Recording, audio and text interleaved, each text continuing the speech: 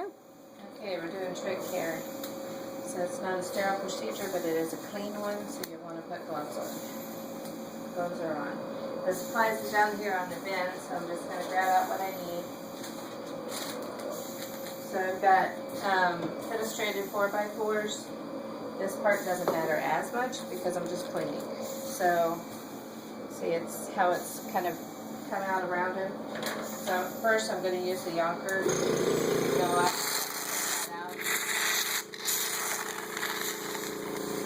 And that's got rid of most of it for me, so there's less actual cleanup to do. That part I know is dirty, this part I know is clean. I know I've got to remove that before I can use this, but I might as well prep this so it can stay as clean as it can.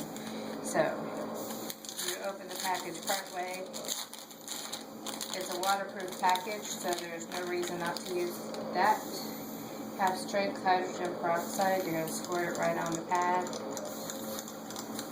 And yes, we all know that they don't say peroxide anymore, but old school people still do it, there's no problem.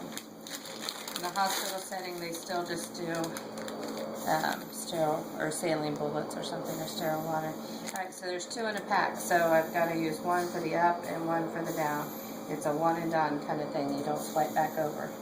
So, you're going to remove the previous dressing and throw it away. Then I'm grabbing out the first one, folding it over so it's easier to work with. And then I'm pulling the skin taut a little bit so the stoma is at a stretch. I'm going in and around, touching the tube, and that's my one and done. So it's got a little bit on there. And then the same thing with the bottom. Fold it over to have better control. Now I'm lifting this just a little bit, but remember it's in his throat. You don't want to jiggle a whole lot. So again, one and done. So swipe.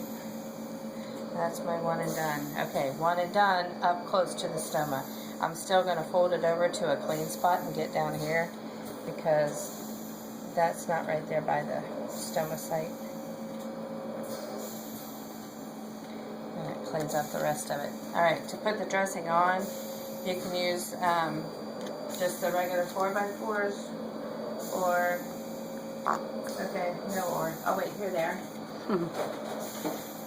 Or the Hydrosorb dressing. So if he has been, let's say, juicy a lot, then you'll use this because that means you won't have to change your dressing as often. But he hasn't been lately, so we're going to use this. So the other thing we're doing is any medicated creams that he needs, this would be the time to do this. It's not always needed, it's not always indicated, so this is strictly PRN. He's been on antibiotics lately, and then he's still just a little red around his stoma site, so I'm choosing the hydrocortisone cream and sterile tip applicator, and I'm just applying it where I see red. Alright, now that's done.